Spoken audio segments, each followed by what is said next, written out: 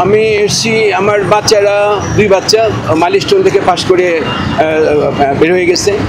আর আমার বড় মেয়েটা দিয়াবাড়ি ক্যাম্পাসে পড়তো, সে এখন মেডিকেলে পড়ে। আর আমার ছোট মেয়েটা 11 নম্বর সেক্টরে মাইলস্টোনে পড়ে। এই বাচ্চাদের কথা মনে হয়ে আমি ময়মনসিংহ থেকে আসছি।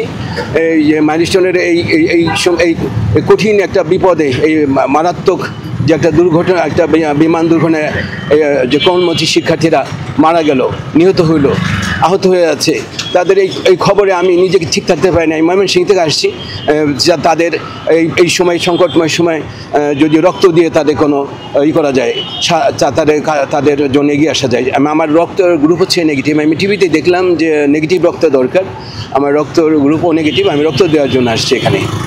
আমার কাছে খুবই হৃদয় বিদারক ঘটনা, এটা আমি কল্পনাও করতে পারি না। আমি এটা ময়মনসিংহতে শোনার পরে, টিভি নিউজ, এটা আমি ইন্টারনেটে দেখার পরে আমি নিজে ঠিক থাকতে পারিনি। রাতে আমার ঘুম হয় নাই, আমি সেই নির্ঘুম রাত কাটছে। পরে আমি সকাল হইতে না হইতে চলে আসছি এই রক্ত দেওয়ার জন্য এবং এই শিক্ষার্থীদের খোঁজখবর নেওয়ার জন্য। যে যারা আহত অবস্থায় আছে, দগ্ধীভূত অবস্থায় আছে, তাদের জন্য সর্বোচ্চ সুচিকিৎসা করে তাদেরকে সুস্থ করে তোলা হয়, এটা আমার প্রত্যাশা।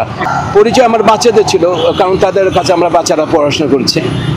ইউসুফ স্যারের কথা শুনেছি, উনি আমার বাচ্চাদেরকে পড়িয়েছেন স্কুলের টিচার উনি।